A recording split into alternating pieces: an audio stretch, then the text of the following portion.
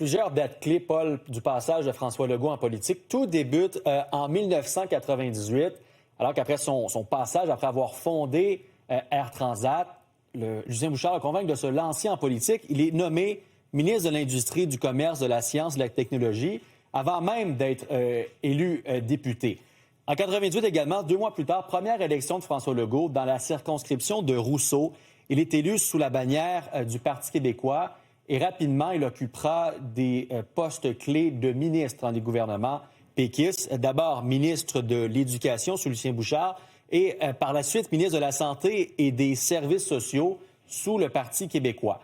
Après, le Parti québécois perd le pouvoir, les libéraux arrivent et après quelques années dans l'opposition, donc en 2009, François Legault démissionne. Donc près de 10 ans sous la bannière péquiste.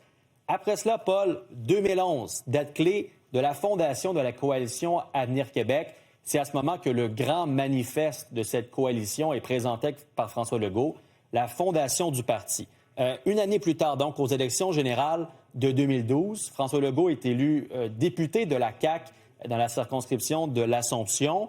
Donc, 2018, c'est à ce moment, moment fort pour la CAQ. Première élection, François Legault nommé premier ministre.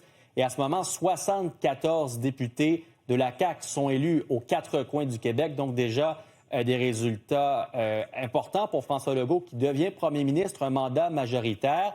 2022, deuxième mandat majoritaire, avec une augmentation encore de députés dans les troupes caquistes. Rappelez-vous, Paul, 90 députés, c'est l'un des scores, des résultats les plus importants pour un premier ministre du Québec avec 90 députés. À ce moment, grande popularité du premier ministre, mais on l'a vu dans les dernières semaines, derniers mois, en fait, la popularité de François Legault qui a diminué, mais une carrière politique avec une pause de quelques années, mais qui s'est quand même échelonnée sur près d'une trentaine d'années, avec un premier passage avec le Parti québécois et 2 mandats comme premier ministre du Québec. Ouais, merci, Étienne.